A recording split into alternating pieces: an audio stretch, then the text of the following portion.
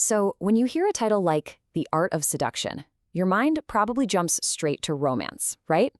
But let me tell you, Robert Greene's famous book goes way deeper than that. We're going to dive into it as a totally fascinating look at power, at psychology, and really the timeless art of influence. At its very core, this book is all about understanding and mastering human nature itself. And that's, right there, leads us to the big question that really changes how you look at this whole book. Is this just about finding a partner, or is it a really sophisticated game of influence? A strategic dance for control and power. That's the lens we're going to be using to really get what Greene is talking about. Okay, so let's make sure we're all on the same page with what we mean by seduction. See, for Greene, seduction isn't really about luck or good looks. He lays it out as this deliberate, almost calculated process, a seriously sophisticated art of influence that's built on understanding and then mastering human emotions. Here's how we're going to break it all down. First, we'll look at the three main phases of seduction: the approach, then creating desire, and finally, the final act. And after that, we'll tie it all together to see how it leads to the ultimate goal: mastering human desire. Let's jump right into phase one, the approach. Now, this isn't what you might think. It's not about big, flashy gestures. Nope. It's all about the crucial prep work, that subtle, strategic groundwork that happens long before you ever make your real intentions known. So, according to Greene, the very first step, and this is critical, isn't about what you do, it's about who you choose. He says you need to focus on someone who's already kind of receptive, someone who's open to being influenced. Trying to win over someone who's completely indifferent, he says that's just a total waste of your time and energy. So, how do you spot the right person? Well, Greene says to look for these little, subtle signs. A spark of curiosity in their eyes, maybe a gaze that lasts just a second too long, or a hidden sense of warmth. Take, for instance, the famous Vicomte de Valmont. He went after Madame de Turville not just because she was beautiful, but because he sensed this deep vulnerability and loneliness just under the surface. That was his in. Okay, so once you've chosen your target, the next move is to get them to lower their guard. Coming on too strong, too romantically, usually just makes people put up a wall. So instead, Greene's strategy is all about disguising your intentions, maybe under the cover of, friendship. And this whole thing happens in about 4 stages. The Duke of Lauzun was apparently a master of this, with a woman known as La Grande Mademoiselle. He never just showered her with compliments. He simply listened to her and acted like a trusted friend. This created this safe space where her own feelings could start to grow. And eventually she was completely convinced that pursuing him was her idea all along. All right, now for a really powerful psychological trick. It's called social proof. It's a basic human thing. We are just instinctively drawn to whatever other people already want. If you can create this perception that you're desired by others, you instantly become way more attractive to your target. This quote just nails a key part of human nature, doesn't it? Desire is often, it's contagious. It spreads. That feeling of competition, that little fear of losing out to someone else, can spark a surprisingly intense sense of wanting something. Greene calls this the triangle effect. Just think about Louvain Salomé, who famously had both Friedrich Nietzsche and Paul Rée totally captivated. By keeping both of these brilliant men in her life, she created this constant rivalry. And get this, each man's desire for her was just supercharged by the other guy's presence, making her seem like the ultimate prize to be won. So, with all that groundwork laid, we're moving into phase 2, creating desire.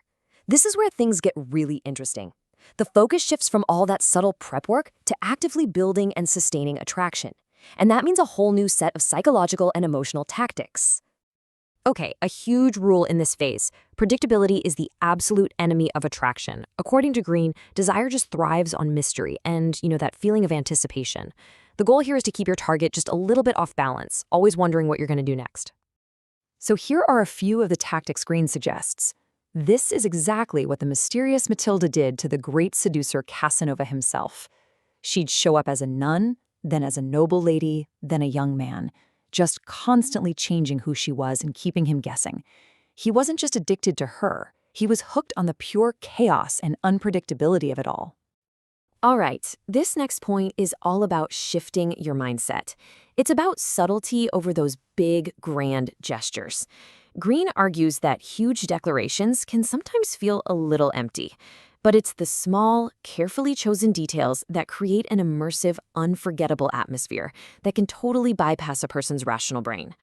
This quote just captures the idea perfectly. Think about Prince Genji from Japanese literature. He didn't just write letters to Tamakazura, he sent them on beautifully perfumed paper with poetry that matched the season. He didn't just talk to her, he played music and lit torches in the garden. You see? He built this whole world, this atmosphere that just pulled in all of her senses, making it almost impossible to resist. Now we get to one of the book's most, let's say, counterintuitive principles, but it's a powerful one. Greene claims that just constant pleasure, constant niceness actually leads to boredom. Instead, it's the emotional roller coaster, that mix of kindness and coldness, of being there and then disappearing that forges a really deep, addictive bond. This slide really shows the contrast. Greene tells the story of Conchita Perez, who drove her admirer, Don Mateo, absolutely crazy. She would pull him in with affection, only to push him away with incredible cruelty. For him, the pain of her rejection only made his desire for her moments of pleasure that much sharper. And it created this obsessive, almost painful longing that he just couldn't break free from. All right, here we go. This brings us to the end game. Phase 3, the final act. All those subtle strategies have built up so much tension and desire. Now Greene says it is time for bold, decisive action to bring this whole thing to a close. At this point, words just don't cut it anymore. They're not enough. To get past any final resistance and really prove your devotion, Greene argues you have to prove it with some kind of big, selfless action, a real sacrifice. A really wild example of this is Major Canneville and Pauline Bonaparte. Now, she had tons of charming guys after her, but Canneville, he stood out. To calm her fear of the dentist, he had a perfectly healthy tooth pulled right then and there without a second thought. Can you believe that? That one dramatic sacrifice proved his devotion in a way that a million words never could. And that leads us to the grand finale of the entire process. After all the prep work, all the tension building, hesitating now could ruin everything. A well-timed, decisive, and bold move is what's needed to just sweep away any last-minute doubt and bring the seduction to its final conclusion. So, after all that, what's the ultimate lesson here?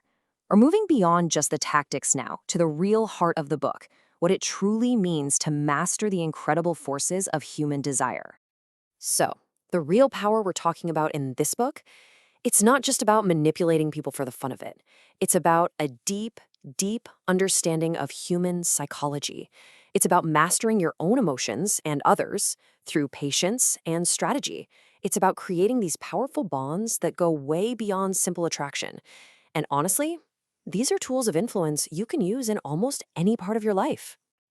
And that leaves us with one last, pretty powerful question to think about. The principles in this book aren't really just about romance. They're about understanding what truly motivates people, what they secretly want, and how to build influence. So the real question Greene leaves us with is this: if you can truly understand and master the force of human desire, what can't you master?